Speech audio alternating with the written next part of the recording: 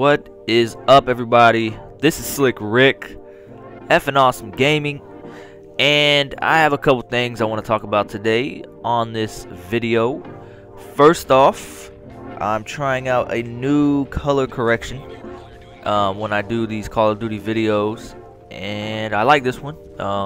Makes all the colors kind of pop, like reds, yellows, and greens. They start to pop out a little bit, and it just brightens everything up. So I think this is going to be the new color correction of the Call of Duty videos because it looks pretty good.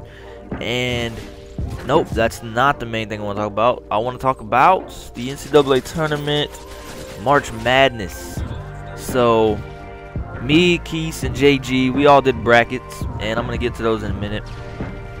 And we're just gonna go over our Final Four and who we have in the championship and who we have winning. And I would like, after I do this, after this video, I would like for you, I want you guys to, who do you guys have in the Final Four, and who's your champ? All right, so maybe we can come back to this video. And anybody who got the Final Four right and or came close, maybe I will compare at the very end of the tournament. I'll make a video, and people who came closest to the actual Final Four and the two champions, give you guys a shout out. And let's see how bad I am at picking the Final Four. So jumping into it, JG, his Final Four looks like this. It has Kentucky, Florida State, and I'm gonna hope that's not just because he's a huge fan of Florida State, Michigan State, and Kansas. And before I get into Keith's, he did his on NCAA.com. So what I'm guessing is, I'm not sure, but what I'm guessing is it locked in before he found out that Fab Melo was suspended from Syracuse. But all right, forget about that. But he has Kentucky, Missouri, North Carolina, and Syracuse in the Final Four. And again, I think he didn't know Fab Melo would be suspended. And to be fair to him, I actually had Syracuse winning it all because I thought they were pretty good, and I didn't know Fab Melo was suspended.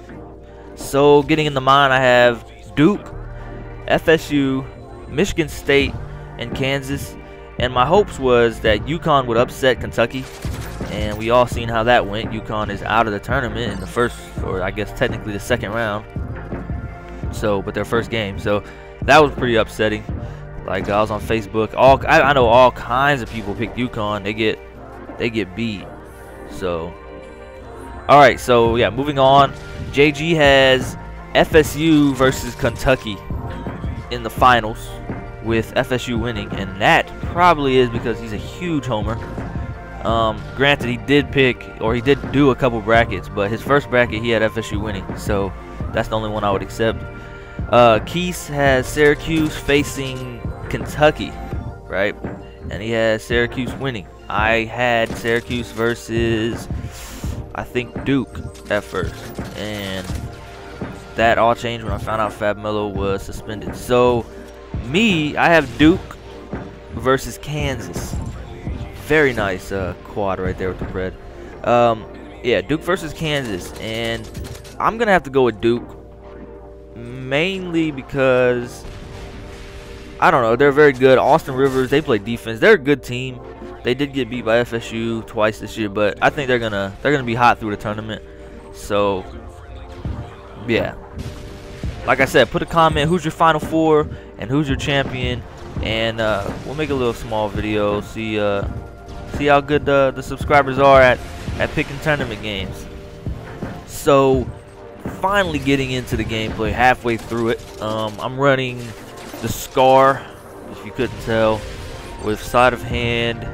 I'm not sure if I'm using quick draw or not. I might think I am, but I can't be 100% about it.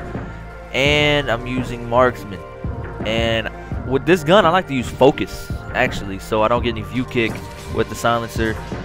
Pretty good combination, definitely recommend it if you're if you're on this map or you're struggling using any other gun. Scar is a definite beast, and with focus and a silencer, pretty good. So this is a session we had. It was me and JG. We were he hit me up not too long ago. He's like, bro, let's finally get on some COD. I don't play a lot of Call of Duty as much, mainly because recently I had some midterms, and you know, I have papers due like every week. I have to write, and I got to focus a lot on my grades. So gaming, I can't do it every day. Please, I would love to, but that belongs on Sports Center, gentlemen. I don't know, that was kind of corny, but yeah, I don't get to game a lot. So when we do game, it's pretty cool. And I actually haven't played the game in a while, which kind of sucks, but school definitely does come first. But once summer comes, no classes for me. I'm not taking any classes this summer. I'm definitely gonna get some videos. JG would be back down and get some dual comms in, all kinds of great things. Not sure why I started talking like that, but yeah, moving back into the gameplay, we're playing a little Kill Confirmed, and in this game our teammates did a little better, but in the previous games we played about you know, 10 to 12 games. I'm not sure exactly how much, but the majority of the games, I'd say 80 to 90%, were guys going like -5 to -10. Like everyone on our team. Like one game we had a team where I swear every person on our team went about -10. Me and JG were the only guys to go positive. We got destroyed. Like we were even playing the objective. We were trying to get these dog tags. We were trying to, like, I try to win games. I want to win the games, and like that really killed me. Like I couldn't fathom how somebody could go that negative. Like, were they playing? Were they using, you know, were they trying to knife only or something? Because they were doing terrible. But I don't know. Right here, I go on a little run. I pick up the UMP 45, and I'm using a little setup. I'm using Predator missile, helicopter, and the Reaper. And these guys were pretty fast to shoot things down. Like my helicopter didn't stand much of a chance. I think like 4 or 5 of their guys were running what is this, Stinger? So look at that, they destroyed it already. I don't know, they're trying to get their points. I tried to get this guy in the bus, but my teammate took care of him. And I don't know, the UMP is pretty good. I don't use this gun, but I picked it up, and yeah, it's pretty beastly. And yeah, like I was saying, I go okay in this game. I'd say I go pretty good. That flash killed me. I get a couple Reapers, and the Reaper, I just really embarrassed myself the first time, and pretty sure people were laughing at me, watching me. I've never been good with the Reaper. I'm terrible. I get a couple kills in it this time, but I might be the worst Reaper user. Like, I get it a lot. Like, I'm not bad or anything. I get the Reaper. I'll get like 2 kills with it, and I probably average maybe 1 kill with it.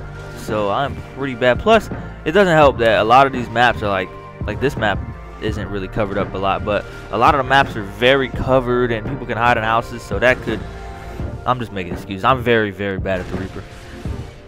But while we're still on the topic of sports and stuff like that, I really gotta give a hand to the Bucks organization. I'm a Tampa Bay Bucks fan. Not one of the fans who, you know, barely ever a fan. No, I went to games. I had to go to half these blackout games that we've been getting. Hopefully we don't have any more blackout games, because I don't have a lot of money and I live kind of far from Raymond James Stadium. But yeah, we were able to sign 2 pretty big free agents, and one, you know, a decent corner, which we really needed. Vincent Jackson is going to be huge for Josh Freeman, helping him out. And Carl Nix protecting Josh Freeman, and Eric Wright. So the Bucks haven't made a move like this since they traded for Keyshawn Johnson in 2000. So it's great, but at the same time, you're like, why couldn't we do this any other year? You know what I'm saying? So I don't know. It's pretty sad, and look, we lose by 1 point. 1 point decided this game. But this has been Slick Rick, Fnawesomegaming. If you haven't, subscribe. I'll catch you guys later.